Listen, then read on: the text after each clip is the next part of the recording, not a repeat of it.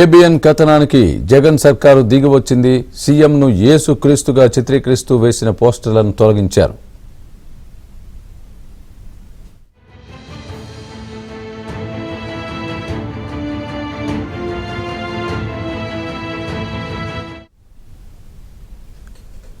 విజయవాడలో సీఎం జగన్ జన్మదినం సందర్భంగా వెలిసిన పోస్టర్లు కనిపిస్తున్న విధానంపై ఓ వర్గం వారు తీవ్ర అభ్యంతరం వ్యక్తం చేస్తున్నారు. మొత్తం పోస్టర్లు చూస్తే 5 రొట్టెలు 2 చేపలను 5,000 మందికి పంచిన యేసుక్రీస్తును ప్రతిబింబించేలా ఉందని అభ్యంతరం చెప్పారు.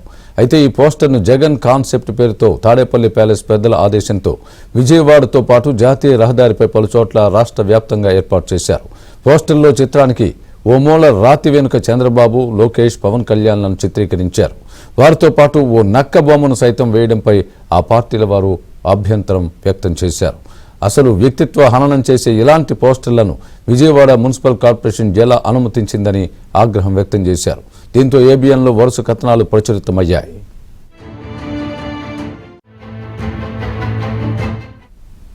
దీంతో పోస్టర్ వివాదం ముదిరిపోతోందని భావించిన పోలీస్ శాఖ తక్షణ చర్యలు తీసుకుంది. పోస్టర్లను ఎక్కడికక్కడ తొలగింపజేసింది. దీంతో ఏబిఎన్కు విపక్ష నేతలు పోస్టర్ చూసి ఆవేదన చెందిన ఓ వర్గం ప్రజలు ధన్యవాదాలు తెలిపారు. ఇదే అంశానికి సంబంధించి పూర్తి అప్డేట్ మా ప్రతినిధి సత్య చెప్తారు. సత్య, చెప్పండి, ఈ పోస్టర్కు గల దీని వెనుక ఎవరున్నారని భావిస్తున్నారు?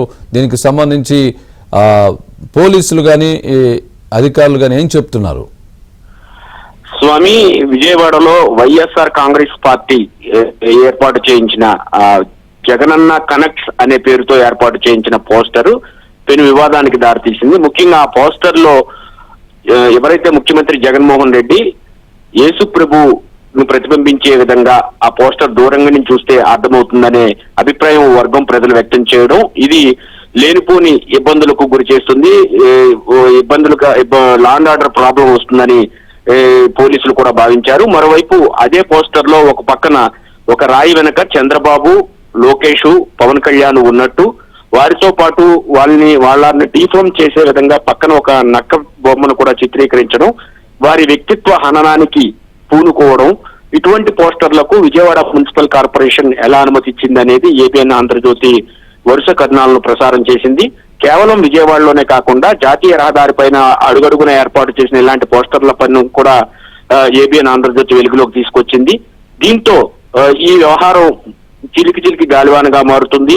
పార్టీల మధ్య కానీ అదేవిధంగా వివిధ వర్గాల మధ్య ఇబ్బందులకు కారణమవుతుందని భావించినటువంటి పోలీసు ఉన్నతాధికారులు ఈ పోస్టర్లను తొలగించాలని రిపోర్ట్ ఇవ్వడంతో నిన్న సాయంత్రానికే విఎంసీ విజయవాడ మున్సిపల్ కార్పొరేషన్ అధికారులు కావచ్చు, రాష్ట్ర వ్యాప్తంగా వివిధ ప్రాంతాలు ఎక్కడైతే ఏర్పాటు చేశారో అక్కడ వాళ్ళు కావచ్చు, ఈ పోస్టర్లను తొలగించి తెల్లటి కాయింతాన్ని అక్కడ ఏర్పాటు చేయడం జరిగింది. మొత్తం మీద ఏబిఎన్ వేసినటువంటి వరుస కథనాలకు ప్రభుత్వం దిగివచ్చిందని చెప్పుకోవచ్చు. చివరకు ముఖ్యమంత్రి జగన్మోహన్ రెడ్డి జన్మదినం సందర్భంగా ఏర్పాటు చేసిన పోస్టర్లను కేవలం 12 గంటలు కూడా గడవక ముందే వాటిని తొలగించేయడం ఏబిఎన్ ఇచ్చినటువంటి వాస్తవ కథనాలకు నిదర్శనంగా మనం భావించాల్సి ఉంటుంది. Swami, right, thanks for the update సత్య.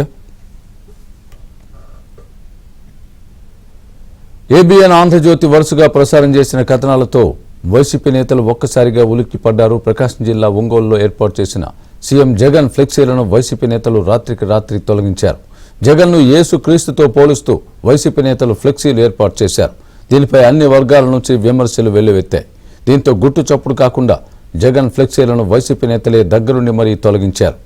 గతంలో కూడా పేదలకు పెత్తందారులకు మధ్య యుద్ధం అంటూ వైసీపీ ఫ్లెక్సీలు ఏర్పాటు చేసింది.